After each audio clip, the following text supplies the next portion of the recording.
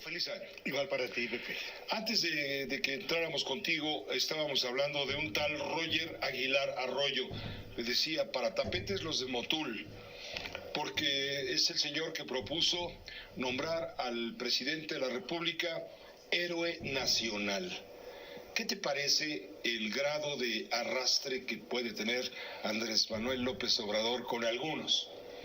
Sí, Pepe, yo creo que si empezamos a recorrer lo que ha sido la experiencia de 5 años de gobierno, pues vamos a encontrar muchos casos similares. Vamos a encontrar casos en donde, por ejemplo, en Atlacomulco, donde se construyó una estatua del presidente. Vamos a encontrar en distintos ayuntamientos la glorificación del jefe del Estado mexicano. Y bueno, ya sabemos que es casi una tradición que el presidencialismo mexicano vaya acompañado de esta glorificación, enaltecimiento del presidente de la República, pero En turno. Al presidente en turno. Es lo que explica por qué en las oficinas públicas encontramos detrás del escritorio del director o de los empleados principales, trabajadores principales, foto del presidente con la banda. Esto yo solamente lo vi en Irán hace muchos años, cuando el ayatollah Khomeini, que después de que derribaron las fotografías del Shah de Persia, pues estaban las fotos de Khomeini, ¿no? Sí, quizá una excepción sea la de General Lázaro Cárdenas. ¿Cómo se llama eso? ¿Una idolatría? Sí, claro. Es una forma de idolatría, ¿no? Y en el caso del presidente López Obrador hay otros excesos. Tú mismo lo comentabas. Estados Unidos hace lo mismo, ¿eh? Sí, es decir, es un presidente que tiene el don de purificar. Es decir, si tú fuiste un gobernante corrupto, inepto, que dejas muy malas cuentas, basta con que el presidente te abra los brazos, te reciba y te mande de embajador para que seas purificado. Entonces, el presidente tiene el don de la purificación y ya hay fenómenos que se han registrado en donde la gente le acerca al niño, al presidente, para que el presidente lo toque. Y en el colmo, hay gente que si no alcanza a tocar al presidente, tocan el vehículo en el que se transporta el presidente. Entonces, sí hay este tipo de fenómenos. ¿Lo ven como un mesías milagroso? Sí, yo creo que... ¿Cómo explicar que un gobierno que está entregando malas cuentas, especialmente en materia de seguridad?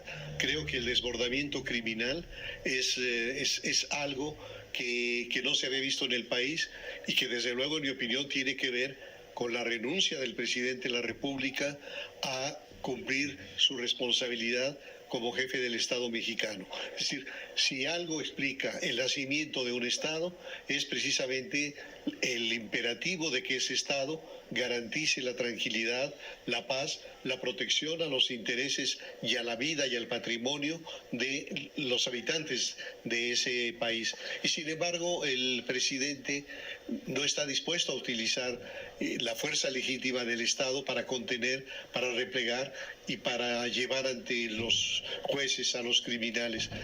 Tenemos unos datos, los tiene Oscar, los datos a mano, de la cantidad de homicidios que se han cometido en lo que va del sexenio. Rebasa los 170, corrígeme por favor, Oscar. En lo que va del sexenio son 175.889 asesinatos en el sexenio.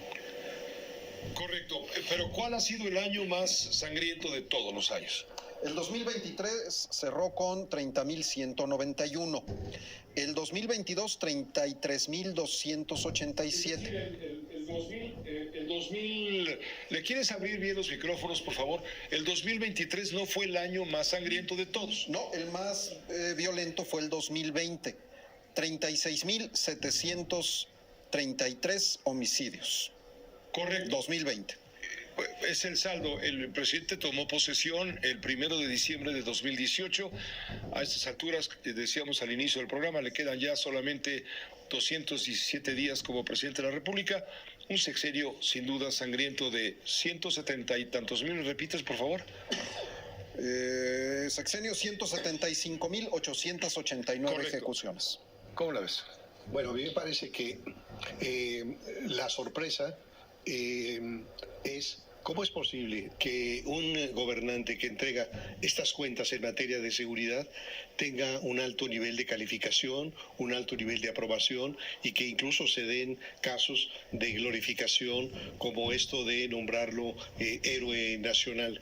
Y yo pretendo explicar todo esto, Pepe, en función de la mixtura de varios elementos, varias condiciones.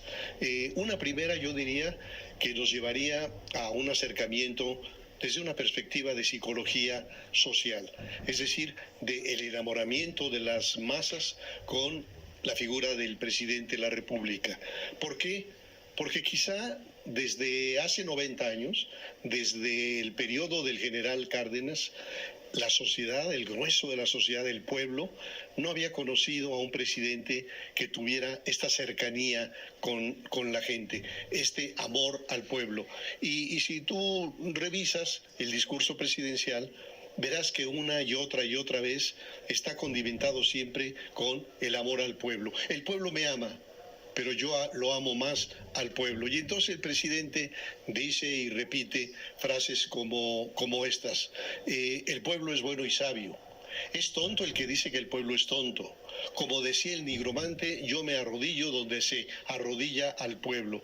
Y entonces uno de los ingredientes que en mi opinión explican este apoyo tan resuelto de masas al presidente de la República tiene que ver con el halago, el discurso del presidente hacia el pueblo. Ese es un elemento muy importante, pero no es el único. Un segundo ingrediente que genera este nivel de respaldo, creo yo, es el de políticas públicas como las que han llevado a incrementar de manera sustantiva el salario mínimo. Una decisión que a lo largo de muchos años se postergaba porque había el argumento de que si incrementaba el salario mínimo se incrementaba la inflación. Sin embargo, Coparmex particularmente estuvo siempre a favor de incrementar los salarios, mejorar la capacidad de compra de los mexicanos y finalmente este gobierno logró los acuerdos con los empresarios y con los sindicatos para esos aumentos sustantivos. Me parece que ese es el segundo elemento que contribuye a explicar el enorme apoyo al presidente. Pero el tercero, y en mi opinión más definitivo, es el de las pensiones. Entonces, las pensiones para los adultos mayores, para los jóvenes, para discapacitados, tienen un efecto singular en la aprobación.